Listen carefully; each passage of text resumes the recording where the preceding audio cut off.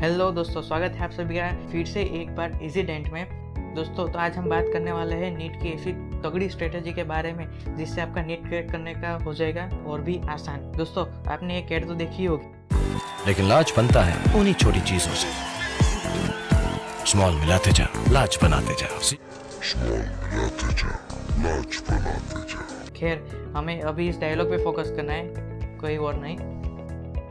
दोस्तों आप अपना पेन पेपर साथ में रखिए और मैं जो भी बोलने जा रहा हूँ उसे आप नोट डाउन कर लीजिएगा। और हाँ, वीडियो को पूरा देखना है, स्किप बिल्कुल भी मत करना। स्किप करोगे तो आगे की बात समझ में नहीं आएगी।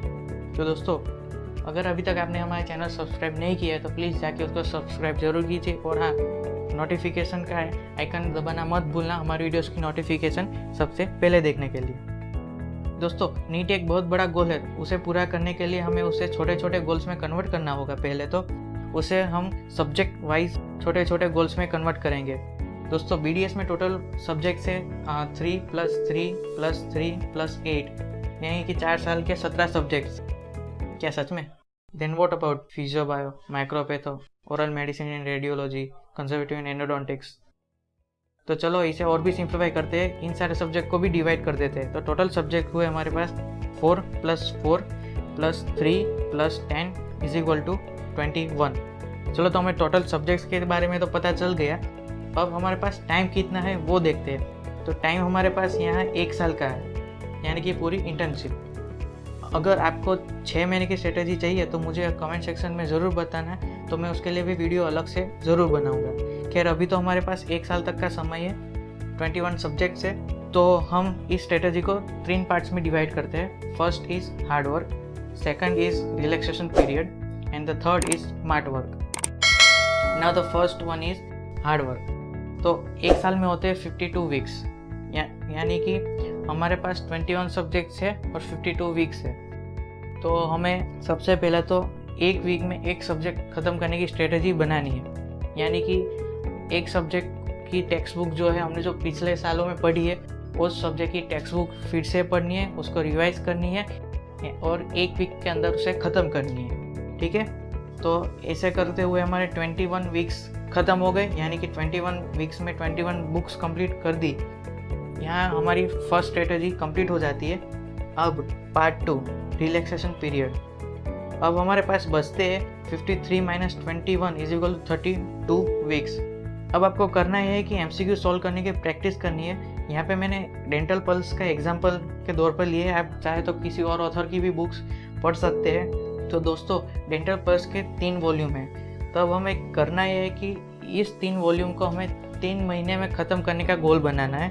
ये हमारा होगा दूसरा गोल, यानी कि 1 बुक पर मंथ। तो पार्ट 2 कंप्लीट कैसे करना है वो बताता हूँ। दोस्तों डेंटल पल्स में एवरेज 1000 जितने पेजेस होंगे एक वॉल्यूम के अंदर, और आपको उससे 1 महीने में जितने भी दिन आते हैं, यानी कि 30 दिन ही आते हैं ऑब्वियसली, तो उससे डिवाइड करना है। तो उसका आएगा 33.33, विच मीन्स राउंड फिगर करें तो 35।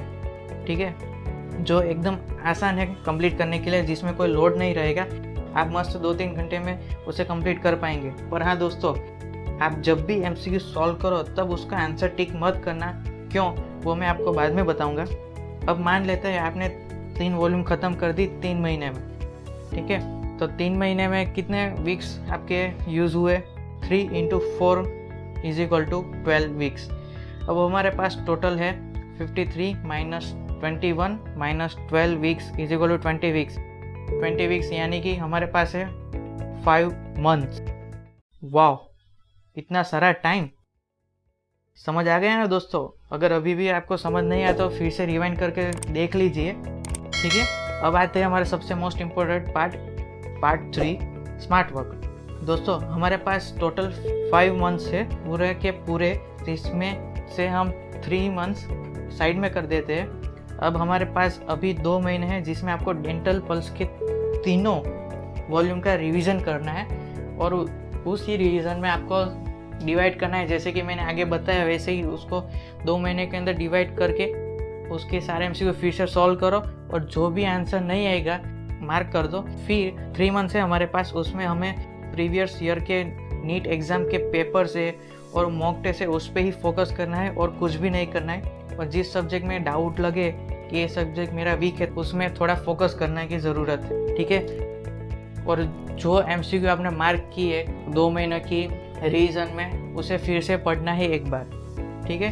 तो दोस्तों मुझे कमेंट सेक्शन में ज़रूर बताना कि आपको कैसी लगी स्ट्रेटजी, और साथ में अपने बेस्ट फ्रेंड को या कॉलेज में किसी भी कलीग को आप भेज सकते हैं मेरा वीडियो, और वीडियो को लाइक करना मत भूलना। होप अभी तक आपने मेरा चैनल तो सब्सक्राइब कर दिया होगा और साथ में बेल आइकन भी प्रेस किया होगा। आपके मन में डेंटिस्ट्री के रिलेटेड कोई भी सवाल हो तो आप मुझे पूछ सकते हैं कमेंट सेक्शन में, या ईमेल या इंस्टाग्राम पे कनेक्ट कर सकते हैं। सो मिलते हैं अपने अगले नेक्स्ट वीडियो में कुछ नए सवालों के साथ।